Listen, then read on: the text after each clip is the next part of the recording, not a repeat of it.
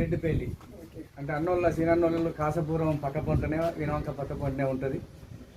నేను జిల్లా ప్రధాన కార్యదర్శిగా చేస్తున్న ఎంఆర్పిఎస్ ఎంఎస్పీల ప్రస్తుతానికి వినవంక ఇన్ఛార్జిగా, ఇక్కడ కేశపట్నం ఇన్ఛార్జిగా అన్నం తీసుకొని అన్ని విలేజ్ కమిటీలు వేయాలనేది జిల్లా నాయకత్వం ఆదేశాల మేరకు ఇక్కడ రావడం జరిగింది.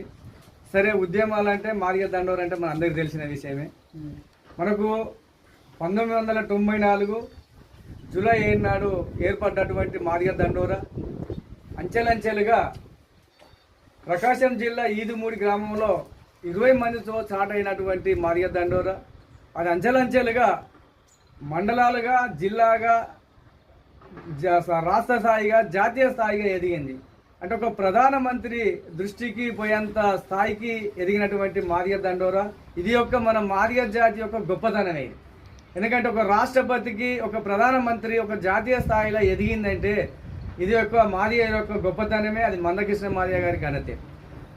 అట్లాగే ఈ సమాజానికి కానీ ఈ 30 సంవత్సరాల సుదీర్ఘ పోరాటంలో, 3 దశాబ్దాల పోరాటంలో ఈ సమాజానికి కానీ, ప్రభుత్వాలకు కానీ, ప్రభుత్వ ఆస్తులకు కానీ ఎలాంటి నష్టం చేయకుండా శాంతియుత ఉద్యమాన్ని ఈ 30 సంవత్సరాలలో కొనసాగించడం అంటే అది సుదొక్క మన జాతి యొక్క గొప్పతనం అనేటువంటి విషయాన్ని మనం గుర్తుంచుకోవాలి.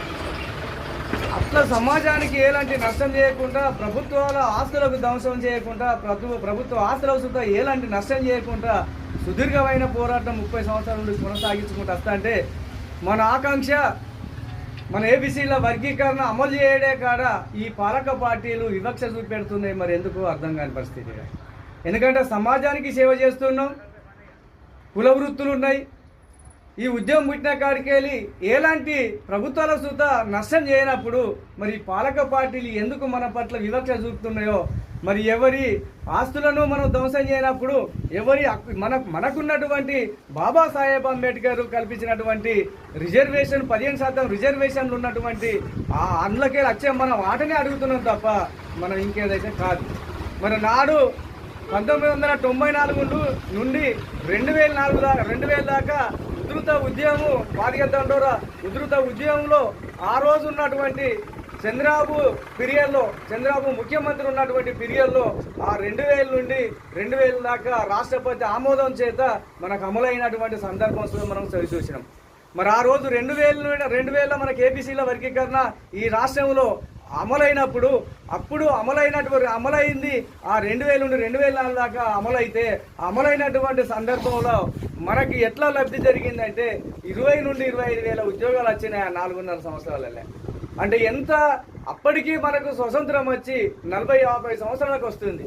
అప్పటికి 40-50 సంవత్సరాల స్వతంత్రం నాటికి రాని ఉద్యోగాలు కేవలం 4.5 సంవత్సరాలనే మనకు 20-25 వేల ఉద్యోగాలు వచ్చినాయి. అంటే మనం ఎంత నష్టపోయినామో గతంలో ఒక్కసారి అర్థం చేసుకోవాలి.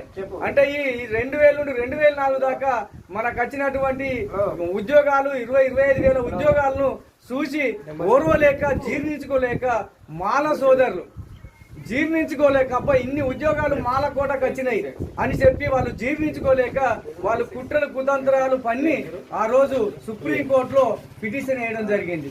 ఆ సుప్రీంకోర్టులో పిటిషన్ వేస్తే ఆ రోజు 5 న్యాయమూర్తుల చేత నిలిపివేయబడ్డది, కొట్టేయబడ్డది. అంటే ఈ వర్గీకరణ అమలైనాక నోటికాడి బుక్కను లాగేసుకున్నట్టుగా మాలలు అడుగడుగున అడ్డుపడి ఆ రోజు కొట్టేయబడడానికి కారకులయ్యారు.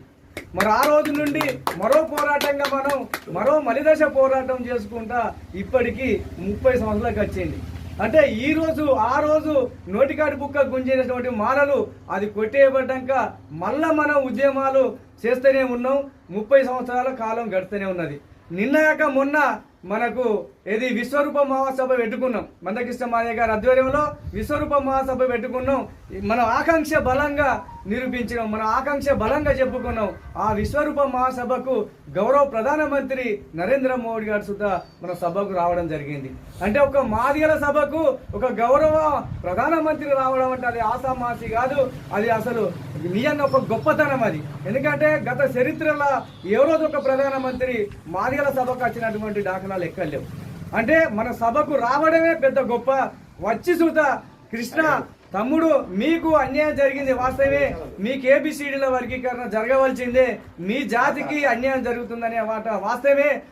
అందుకు దానికి ఇంతకు ముందు Lokur commission, Usha Mehra commission, Ramachandra commission నివేదికలు సుధించినాయి. ఆ నివేదికల ప్రకారంగా వాస్తవంగా అన్ని కులాల కంటే మీకు అన్యాయం జరుగుతుంది. ఒక కులమే, అది మాల కులం, ఒక కులం వైపే పోతుంది. మరి మిగతా 59 కులాలకు లబ్ధి జరుగుతలేదనేది వాస్తవమే, అన్యాయం జరుగుతుందని వాస్తవమే అనేటువంటి విషయాన్ని గ్రహించి ఈ రోజు నేను అంటున్నా, మీ మాదిగ జాతికి బిడ్డగా, మీ మాదిగలకు అండగా నేను మీ యొక్క ఎంఆర్పిఎస్ కార్యకర్తగా ఈ రోజు నుండి మీ కన్నీటిని చూర్చడానికి నా వంతుగా నేను సాయం చేస్తా, నా వంతుగా మీకు అండదండాలు ఇస్తా అని చెప్పి ఆ విశ్వరూప మహాసభలో చెప్పడం జరిగింది ప్రధానమంత్రి గారు. చెప్పుకుంటూ ఇంకొక మాట ఏమన్నాడంటే, మీకు అన్యాయం చేసిన ఈ రాజకీయ పార్టీలు, ఈ పాలక పార్టీలు మీకు అన్యాయం చేసినాయి, మిమ్మల్ని పట్టించుకోలేదు. ఈ రోజు నేను పట్టించుకున్నందుకు ఈ రోజు నేను ఈ సభ ముఖంగా నేను రాజకీయాల పక్షాన నేను సారీ అని చెప్తున్నా చెప్పి అంత నిండు సభలో సుద్ధా ఒక ప్రధానమంత్రి హోదాలో ఉండి సారీ అని చెప్పడం జరిగింది. అంటే మన ఉద్యమం ఎంత గొప్పదో, మన నాయకత్వం ఎంత గొప్పగా ఉన్నదో ఇక్కడ మనం ఒకసారి అర్థం చేసుకోవాల్సిన అవసరం ఉన్నది. మరి ఆ రోజు కొట్టేసినటువంటి హక్కులను మనం మలిదశ పోరాటంగా 30 సంవత్సరాలు కోస్తే 30 సంవత్సరాల నుండి మనం పోరాటం చేసుకుంటూ వస్తా అంటే మొన్న సుప్రీంకోర్టు తీర్పు ఇచ్చింది ఆగస్టు 1 నాడు. ఈ సుప్రీంకోర్టు ఆగస్టు నాడు ఇస్తే ఆ రోజు ప్రధానమంత్రి ప్రత్యక్షంగా పరోక్షంగా ప్రధానమంత్రి యొక్క సహకారం ఉన్నదని అటువంటి విషయాన్ని మనం మర్చిపోవద్దు. ఎందుకంటే ఈ సుప్రీంకోర్టులో ఏ రాష్ట్రాలకు ఆ రాష్ట్రాలు, సుప్రీంకోర్టు ఏ రాష్ట్రాలకు ఆ రాష్ట్రాలు ఏబిసిల వర్గీకరణ అమలు చేసుకోవచ్చు అనేటువంటి విషయాన్ని చెప్పిండు. అప్పుడు వెంటనే ఇక్కడ ఏమన్నాడంటే రాష్ట్ర ముఖ్యమంత్రి గౌరవ రేవంత్ రెడ్డి గారు ఏమన్నారంటే, నేను ఒక్కటే అయిపోతుంది, ఏమన్నాడంటే అన్న ఒక్క నిమిషం పోదా, ఏమన్నాడంటే అప్పుడు నేను సుప్రీంకోర్టు తీర్పును నేను స్వాగతిస్తున్నా, నేను నా తెలంగాణ రాష్ట్రంలో నేను అమలు చేసి తీరుతా, నేను అమలు చేసిన అనంతరమే నేను ఉద్యోగ నియామకాలు చేపడతా అని చెప్పి ఆ రోజు చెప్పడం జరిగింది ఆగస్టు 1 నాడు. వెంటనే చెప్పినప్పుడు మరి ఆ మాటకు నిలబడాలి కదా రేవంత్ రెడ్డి. మరి నేను ఏబిసిల వర్గీకరణ అమలు చేస్తా, సుప్రీంకోర్టు తీర్పు నేను స్వాగతిస్తా అనుకున్నప్పుడు మరి అమలు చేసేక్కడ ఎందుకు జాప్యం చేస్తున్నాను ఈ రోజు ఎంఆర్పిఎస్ జిల్లా పక్షాన్ని అడుగుతున్నాం. ఎందుకంటే అమలు చేయాలి, అమలు చేసిన అనంతరమే ఏబిసిలో అమలు చేసిన అనంతరమే ఉద్యోగ నియామకాలు చేయాలి. ఆ విధంగా అమలు చేయకముందే ఏం చేస్తుందంటే మొన్న డిఎస్సి టీచర్ పోస్టులు నియామకాలు చేపట్టడం జరిగింది. మరి ఆ నియామకాలు ఉమ్మడి రిజర్వేషన్ పద్ధతుల్లో నియామకాలు చేపట్టిండు. మరి అందులో మనకు నష్టం జరిగింది. ఏ విధంగా నష్టం జరిగిందంటే, అమలైతే ఏ తీరంగా లాభం జరుగుతుంది, అమలు కాక ఇచ్చిన దానిలో మనం ఎంత నష్టపోయింది అనేది మీ దృష్టికి తీసుకొస్తున్నా. అక్కడ ఏ విధంగా నష్టం జరిగిందంటే మనకు 11,062 ఉద్యోగాలు మొన్న నియమించడం జరిగింది. ఈ 11,062 ఉద్యోగాలల్లో అక్కడ కేవలం 300 నుండి 350, 400 వరకే మనకు ఉద్యోగాలు వచ్చినాయి మన మాదిగ జాతికి. అదే కనుక అమలు చేసినాక నియామకాలు చేపట్టేది ఉంటే, అమలు చేసినాక ఆ నియామకాలు చేపడితే అక్కడ ఏ విధంగా ఉద్యోగాలు వచ్చు అంటే 12 నుండి 1600 ఉద్యోగాలు వచ్చు.